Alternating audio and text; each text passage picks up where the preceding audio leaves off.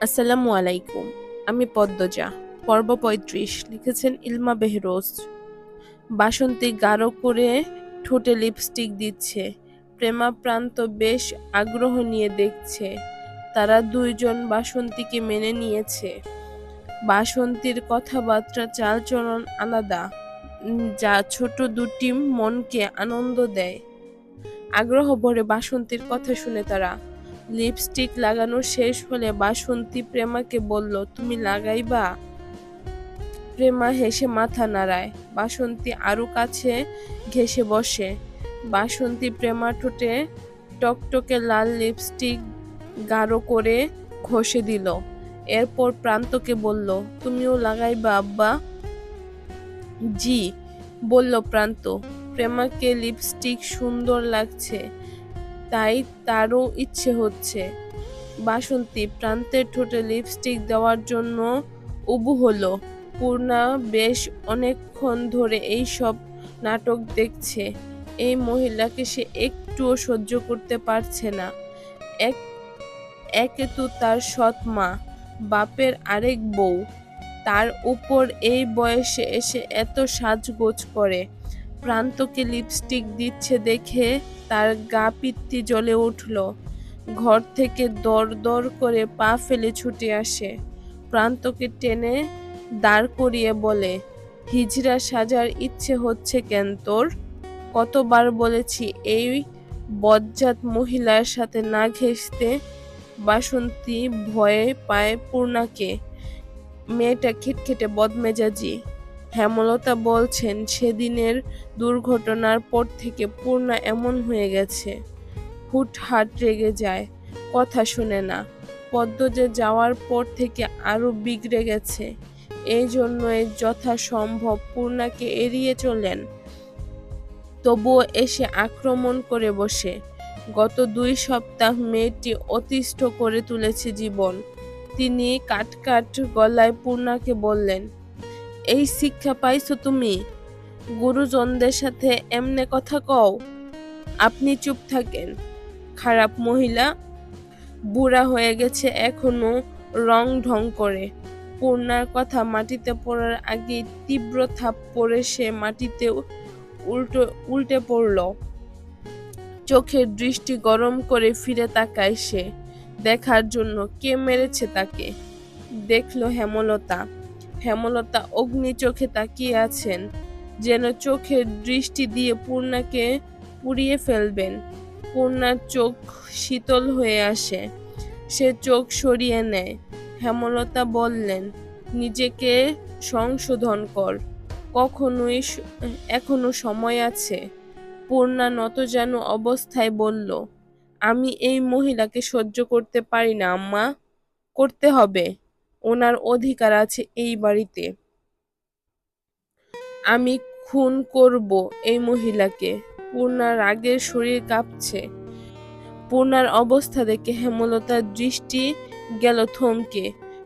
পূর্ণা কেন এমন হলো? তিনি কি এক মেয়ের শূন্যতার শোকে কাটাতে গিয়ে আরেক মেয়েকে সময় দিচ্ছেন না? বুঝিয়ে শুনিয়ে পূর্ণাকে আবার আগের মতো করতে হবে। তিনি কণ্ঠ খাদে নামানোর চেষ্টা করেন, কিন্তু এরপর পূর্ণা যা বললেন তিনি রাগ নিয়ন্ত্রণ করতে পারলেন না। পূর্ণা বাসন্তীকে উদ্দেশ্য করে বলল, বেশ্যার মেয়ে বেশ্যাই হয়, আর বেশ্যার সাথে এক বাড়িতে থাকতে ঘৃণা করে আমার। হেমলতা ছুটতে যায় বাইরে। বাঁশের কঞ্চি নিয়ে ফিরে আসেন। বাসন্তী দ্রুত আগলে ধরে পূর্ণাকে।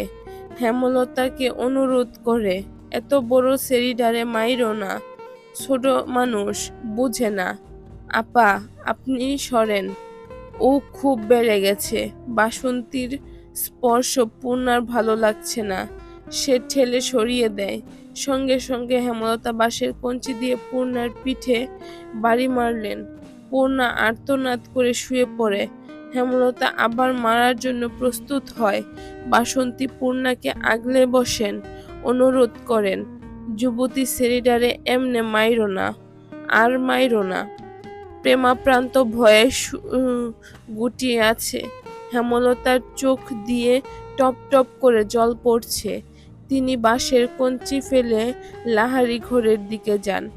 বাসন্তীর বারান্দায় বসে দীর্ঘশ্বাস ফেলেন। মনে মনে মনে মনে মোর্শেদের উদ্দেশ্যে ভীষণভাবে ক্ষেপে যান। মোর্শেদ চিৎকার করে করে বাসন্তীর সম্পর্কে সব বলেছে বলেই তো পূর্ণা জেনেছে। আর তাই এখন পূর্ণা কারো অতীত নিয়ে আঘাত করার সুযোগ পাচ্ছে। মোড়ল বাড়ির ছোট্ট সংসার কেমন উলটপালট হয়ে গেছে। হেমলতা আকাশের দিকে তাকিয়ে হা করে নিঃশ্বাস নেয়। সব কষ্ট যন্ত্রণা যদি উড়ে যেত, সব যদি আগের মতো হয়ে যেত। সব কঠিন মানুষেরাই কি জীবনে এমন অংশে আসে দুর্বল হয়ে পড়ে, কোনো দিশা খুঁজে পায় না। আমির বিছানায় বসে উপন্যাসের বই পড়ছে। 6 দিন পর পদ্মজার ম্যাট্রিকের ফলাফল। এরপরেই ঢাকার উদ্দেশ্যে যাত্রা শুরু হবে। যদিও ফরিনা বেগম রাজি নন, কিন্তু আমির মনে মনে প্রতিজ্ঞাবদ্ধ, সে পদ্মজাকে রাজধানীতে নিবেই। পদ্মজার কথা মনে হতেই আমির বই রেখে গোসলখানার দরজার দিকে তাকালো। তার ঘরের সাথে আগেই গোসলখানা ছিল না, পদ্মজার জন্য করা হয়েছে। সে বই রেখে সেদিকে যাওয়ার জন্য পা বাড়ালো। তখনই পদ্মজা চিৎকার করে উঠল। তাই দ্রুত দৌড়ে গেল, দরজা ঠেলে ভেতরে ঢুকলো। পদ্মজা শাড়ি দিয়ে শরীর ঢেকে রেখেছে, কিছুটা কাঁপছে। আমি দ্রুত কাছে এসে বলল, কি হয়েছে?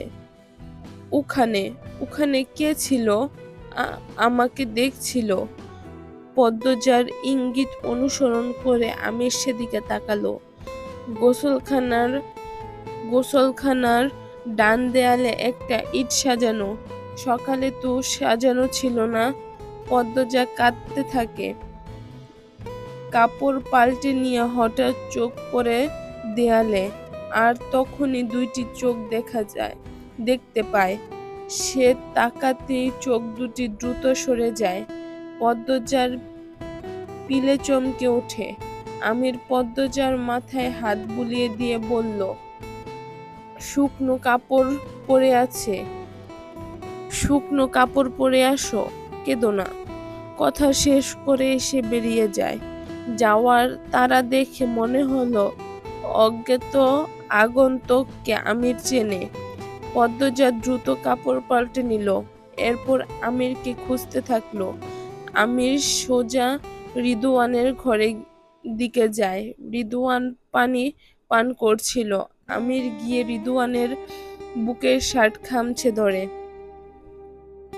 চিৎকার করে বলে, তোকে সাবধান করেছিলাম, দ্বিতীয় সুযোগ দিয়েছিলাম, শার্ট ছাড়বো না। কি করবি তুই? আমার বইয়ের দিকে কুনজর দিবি আর আমি ছেড়ে দিব? প্রমাণ আছে তোর কাছে? কুত্তার বাচ্চা, প্রমাণ লাগবে? আমি জানি না। আমির মুখ সামলা, গালাগালি করবি না। করব। কি করবি তুই? আবার বলছি শার্ট ছাড়। আমির ঘুষি মারে রিদওয়ানের নাকে। রিদওয়ান টান সামলাতে না পেরে পালঙ্কের উপর হুমড়ি খেয়ে পড়ে। চিৎকার চেঁচামেচি শুনে বাড়ির সবাই রিদওয়ানের ঘরে ঢুকে আসে। আজকে এই পর্যন্তই। সবাই ভালো থাকবেন, সুস্থ থাকবেন। আল্লাহ হাফেজ।